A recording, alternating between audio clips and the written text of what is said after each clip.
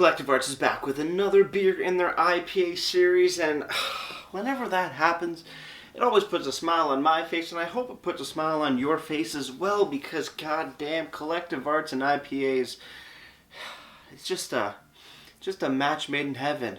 But this one has a little bit of a twist.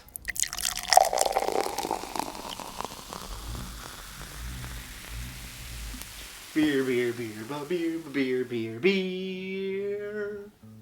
Hello everybody, welcome back to me, Mate Brewski, for the Brewski review. And today the beer that I have for you guys is by the Collective Arts Brewing Company out in Hamilton, Ontario. And today we have their newest edition of the IPA series. A little hard to see on camera, I think, but there we go.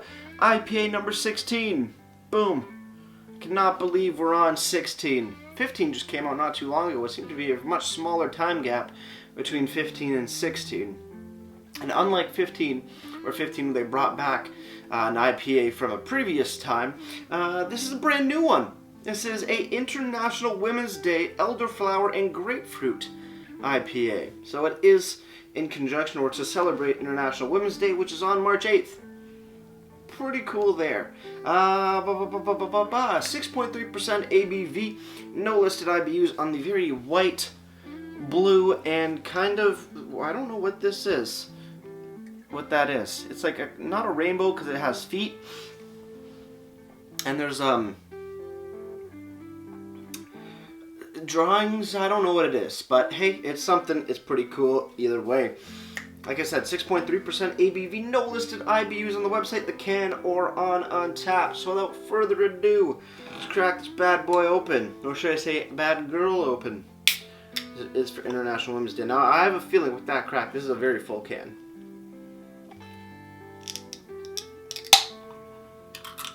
Yeah, not as full as I thought, but it did sound full. And you know what? I switched from the nondescript glass to, well, the Collective Arts glass that I have here.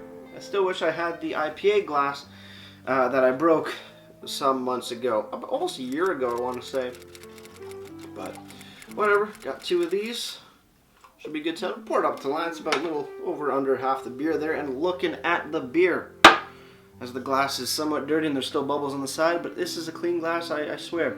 Nice yellow, super hazy looking, fairly hazy beer. Not much head on there, but a nice off-white head on top. Looking fantastic as per usual from Collective Arts. On the nose. Okay. Pine and grapefruit for sure. Elderflower. I have no idea really what elderflower smells like. But so far, it's an interesting smell. I'm going to put it like that. Yeah, a little bit of pine, grapefruit, yeah. A little, yeah, herbaceous per se. Slightly florally, but there is a weird kind of aroma in here that I'm not too sure what it is. Almost like there is some tropical notes, a little bit of pineapples, and some mangoes, but that herbaceous and maybe the mix of the tropical and the pine give it almost like a somewhat of a plasticky, very faint plastic-esque aroma on it. Very, very faint. I don't think anybody's going to pick it up by any means, or you know, it's very select few will actually pick it up. It's just something I'm getting off this. It's almost insignificant, but just enough that I had to point it out. Let's dive in. Let's see how it tastes.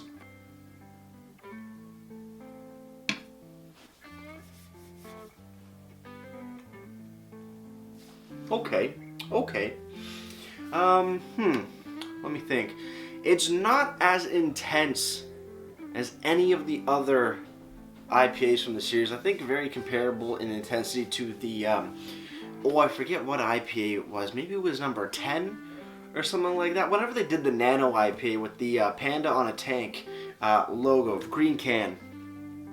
Kind of comparable to that in intensity. The other beers in this series have been just sky high intensity. This not so much, or at least on that first sip. But we'll need to learn more. So with that said, guys, cheers everybody. Let's keep on drinking.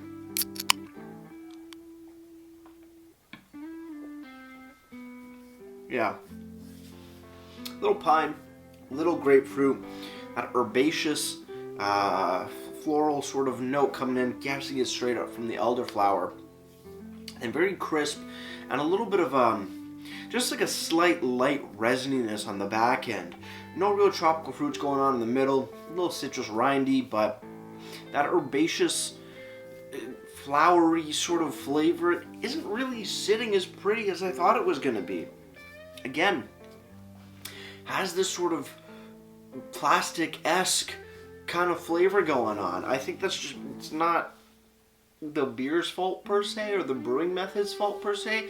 I think it's just the flavor profile, the palate, with maybe that elderflower in here. Because grapefruit, I've had grapefruit IPAs before, and IPAs made with, grapefruit cinnamon shit.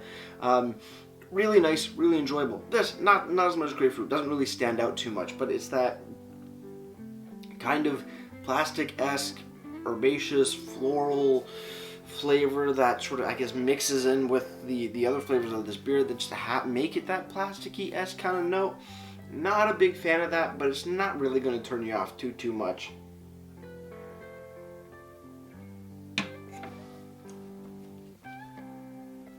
Maybe a little bit. Maybe it does have a fairly big impact. Definitely not the same stature of IPA when you think of Collective Arts IPA series. Not a winner. Really not a winner for me on this one. Weird, middle, plasticky, herbaceous, florally sort of note in there. It's kind of disappointed. But when I saw elderflower, I'm just like, that could be a 50-50. Could be good, could not be good. But then again, this is just my palate. For you, you might actually really enjoy it. This is just what I'm getting. So don't hold me to 100% credibility, but not at the same degree compared to other IPAs. Not only in this series, but by Collective Arts as a whole. On the can, Collective Arts IPA number 16.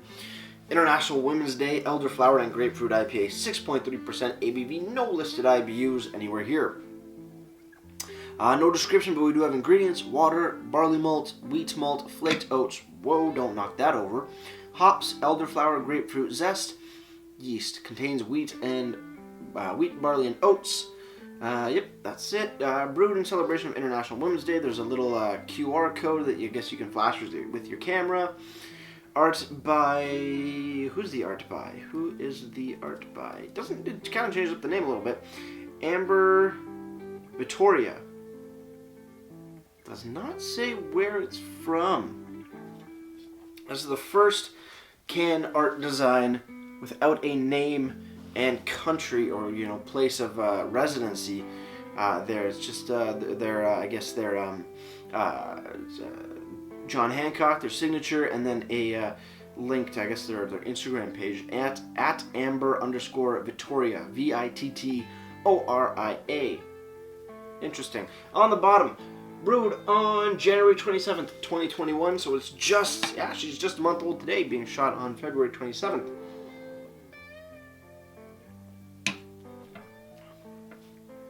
Body on here, not too big either. As far as IPAs go, it definitely seems to be more on the lower end. Not overly crisp, not heavy, nice light to moderate body. Good mouthfeel, very refreshing, but that flavor in there from, I'm guessing, the elderflower does not mix with the rest of the beer. Really, just kind of disappointed in that. Especially for the price of this beer. We're going to get to that in just a few, but we'll go over to the website. First, collectiveartsbrewing.com. You go to the beer section, you go to the seasonal section, or limited release. What do they have? Seasonal? Yeah, seasonal section. You will find IPA number 16. Shows a picture of the can, the ABV, a shop link, and we have details and description. Details just shows you category of seasonal, but the description is what I want to read, and we're going to read it now. So strap in. IPA number 16 is a refreshing blend of juicy and floral, brewed in honor of International Women's Day. The nose is fragrant while retaining a strong backbone of hoppy aromatics. The complex hop blend was designed by the Pink Boot Society, an organization created to assist, inspire, and encourage women in the beer industry, and lends a subtle floral sweetness. The beer finishes with effervescent pop of pithy grapefruit, for an elevated IPA with a distinct, striking flavor composition. Not composition, combination. Scroll down a little bit more, you do have the description, or the little bio thing of the artist. This is Amber Vittoria. Like I stated, she's from New York, United States. She's a Forbes 30 under 30 artist working in New York City. Her work focuses on the portrayal of women within art and ... You can read the rest on the Collective Arts website. Pretty cool. Good for her. 30 under 30. Really do like that. And she's from the States. Good job, Amber. Good job indeed. Moving on. Untapped. Because usually these score pretty high. I want to see where this lands. And surprisingly, IPA number 16 lands in maybe the lower end, but pretty much the same as most of their IPA series. It's a 4.02 bottle caps out of 5, and that's out of 226 ratings. Very interesting. Good beer if you're looking for citrus, someone says. Anybody else say great beer, but Mike gave me too many beers, so I forgot how it was. Thumbs up. Good for you, man. Having this one late. I mean, it is 6.3. It seems to be a little under than the norm for the IPA series, but still nothing to turn your nose up at. Okay, this is interesting. Somebody says, okay, I dig the brew and the art, but is that a sprouting legume or an ovary? Cool either way. What the fuck are they talking about? Do they have a different can design? They got a different can design than I do. Their thing is a little bit more, I don't know. Either way, it's kind of weird and I don't understand it. Especially when the artist does focus on portrayal of women within art. Whatever. Art's subjective as with many things. But the price is really what I want to talk about with you guys. It's $4.75. Totally understandable in the sense that it is a limited run beer by Collective Arts, and their pricing for beers of this stature are fairly high. But for the kind of beer that you're getting right now as I'm drinking this, would I willingly pay another $4.75 for this can? No. Personally, would not do that.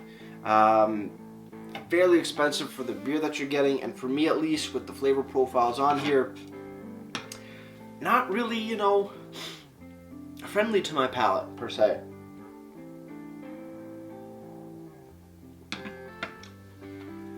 It's not a bad beer by any means, but that elderflower in here, I'm going to assume it's the elderflower. It's the only outlier right now.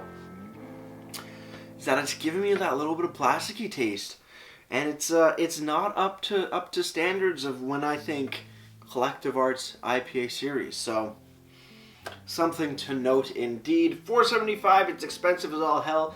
Again, yes, limited run's going to have that extra coinage to it, but not my favorite by any means, and I think definitely on the lower end of the series. But with that said, I guess we'll jump to ratings. So cheers, everybody. On the final sip, let's get right to ratings and wrap this thing up.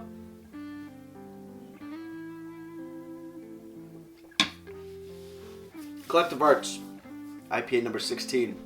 Again, like I've been saying, not my favorite from the series, or IPA in general from Collective Arts. Definitely on the lower end. I think out of all the 16 IPAs from Collective Arts, this is definitely going to be in 16th place. I mean, then again, I think I started on 3, so 14th place, per se. Not up to snuff, in my opinion, compared to all the other offerings in this series. Really not doing it. Really not doing it for me. Not a bad beer per se, not at all. It's just that one flavor, that mixture. I think with the addition of the elderflower and all the other things going on in here, it has that big plasticky note. It's a little less intense than all the other ones, which is totally fine. But that plasticky taste in here is just not doing it for me. I thought maybe it was just a nose thing, maybe just an aromatics, but once it transitioned over into the flavor profile, I was like, well, shit. Big bummer. a bit of a bummer. But I do like how it is a beer for International Women's Day. It was brewed with the Pink Boot Society. I don't know much about the Pink Boot Society, but I'm fairly certain it is definitely more of a women-focused beer, beer group, which is always awesome. I think Pink Boots is actually doing something in conjunction with at Niagara College, and they're teaching brewery in the near future, which is pretty damn cool. So definitely a name I've been hearing more and more of. Going through the last little bit, so power to them. Solid beer idea. Didn't turn out as good as I thought it was going to be. Then again, that's my palate. Your palates may be totally different, and you might think this is the bee's knees. But for me, sadly not. Overall, IPA number 16 from Collective Arts. It's a solid 7.4 out of 10 for me. Not a bad beer, just not the right flavors for my palate. As for presentation, good look on it as per usual. Very Collective Artsy indeed. Very interesting art that was chosen for this.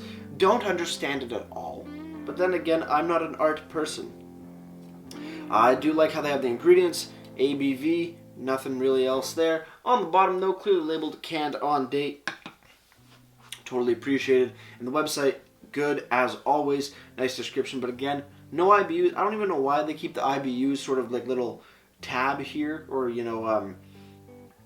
lettering, because it's like you don't put out IBUs for many of your beers, Collective Arts. So just get rid of it. Stop teasing us. It's not fun. Or maybe it's just a template and they just can't get rid of it because it's more hassle to get rid of it and use different templates. But hey, who am I to know? I don't know anything about website design. Overall though, presentation gets a solid 8 out of 10 because it always looks pretty freaking cool. Before I leave you guys, if you have any comments, questions, or beers you want to review in the future, you can leave all that information down in the comment box below. If you want to go ahead and like this video or subscribe to me, Mate Brewski, that'd be greatly appreciated as well. And with all that said, that's going to do it for me, Mate Brewski, and like I always say, crack a beer and enjoy. Cheers.